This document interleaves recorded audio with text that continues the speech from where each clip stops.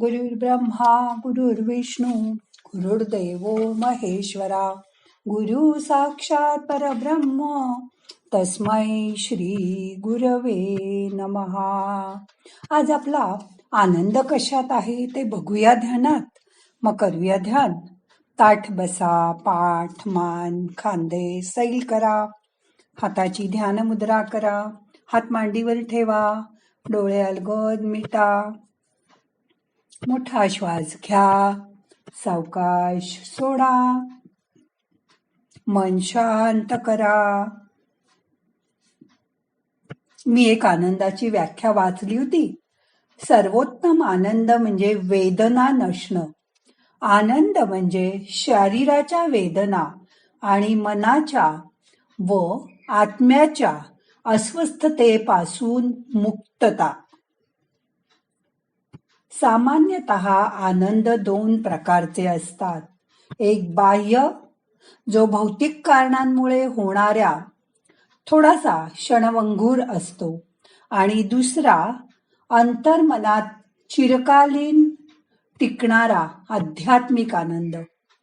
मानसिक आनंद होत नसेल तर शांतपणे तो न होण्यामागे काय कारण आहे हे शोधून त्यावर त्वरित इलाज केला पाहिजे, तरच मन लगेच आनंदित होतं.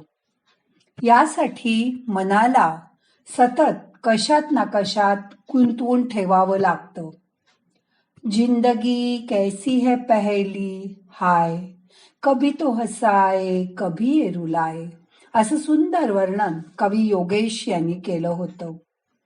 पु ल देशपांडे म्हणतात, कोट्यवधी लोकांमधून एकच असा जन्माला येतो ज्याच्या आयुष्याला जीवन म्हणतात. बाकीच्यांचं फक्त आयुष्य असतं. मी तर पामर, जगण्याचा आनंद घेण्याचा प्रयत्न करतोय. म्हणूनच माझ्या आयुष्यातही आनंदी क्षण आले. भौतिक सुख, इलेक्ट्रॉनिक उपकरणं, मोबाईल, टीव्ही याप्रमाणे काही प्रमाणात आनंद देतात, पण त्यातून आपल्याला शाश्वत आनंद मिळत नाही.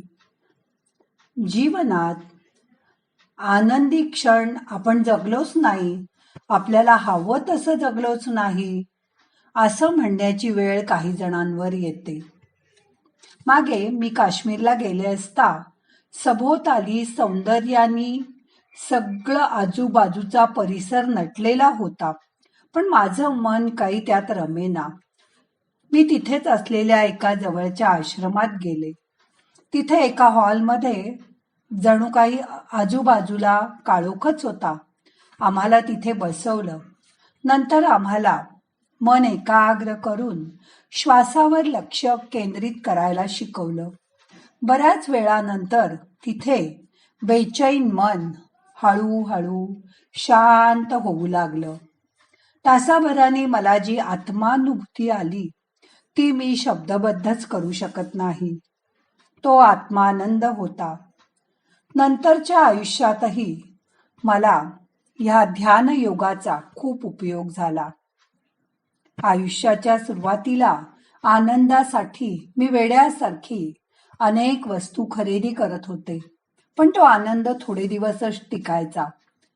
मग त्या काश्मीरच्या आश्रमातील आत्मानुभूतीचा सराव करण्यासाठी मी रोजच्या जीवनात ध्यान करू लागले आणि हळूहळू वस्तूच्या आसक्तीपासून माझी सुटका करून घेतली.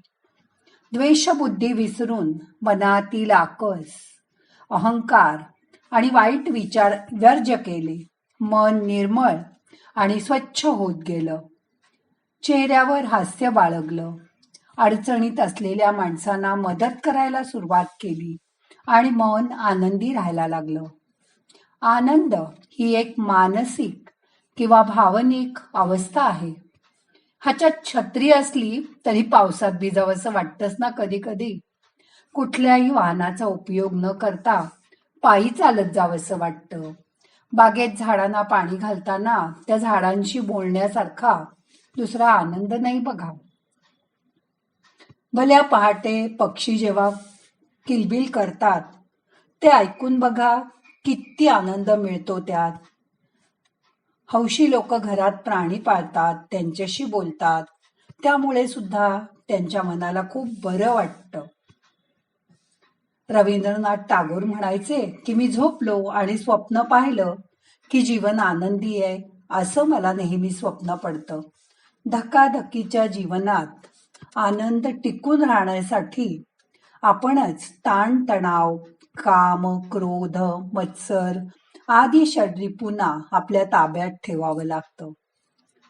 आनंदाचं थोडक्यात वर्णन करायचं झालं तर जीवन आणि समाधान आपली सकारात्मक वृत्ती म्हणजे आनंद, ज्याच्यामध्ये तो आत्मा आहे, जो सर्व अस्तित्व बनला आहे. कारण त्याला परिपूर्ण ज्ञान आहे, तो भ्रमित कसा होईल? सर्वत्र एकात्मता पाहणं, मग आपल्या मनात दुःख येणारच नाही. संत श्रेष्ठ तुकाराम महाराज म्हणतात, अवघाची संसार सुखाचा करीन, आनंदे भरीन तिन्ही लोक. या जगात एकही माणूस सापडणार नाही की ज्याला मनासारखं आनंदाने जगावंसं वाटणार नाही. आनंद व हास्य ही दोन जुळी भावंड आहेत. या पृथ्वी तलावर दिवस आणि रात्र आहे, तसंच आनंद व दुःख आहे.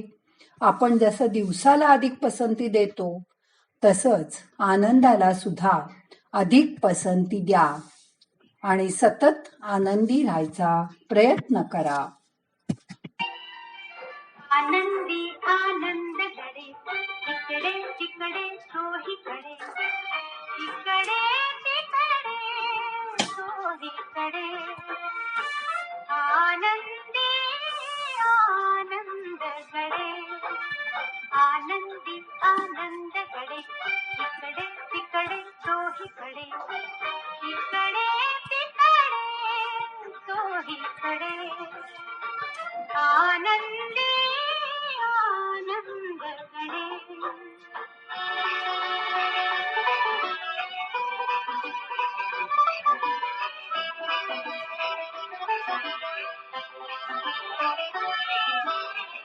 वरती खाली मोद भरे, वायू संगे मोद फिरे. वरती खाली मोद भरे, वायू संगे मोद फिरे. नभात भरला, दिशात फिरला, जगात उरला मोद विहरतो. सोहीकडे इकडे तिकडे सोहीकडे. आनंदी आनंद कडे, आनंदी आनंद कडे इकडे तिकडे सोहीकडे.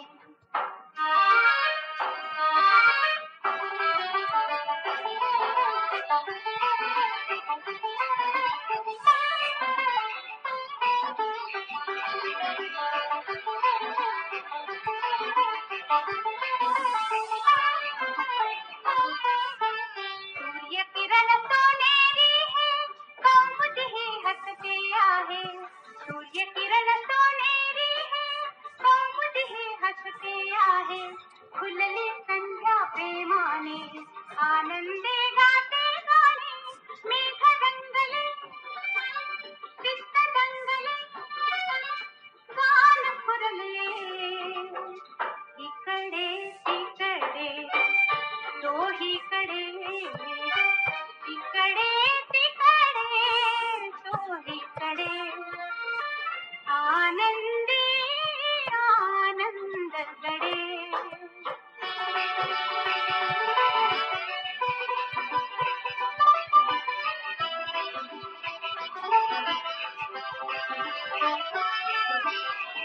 वाहती निर्झर मंद गती, डोलती लती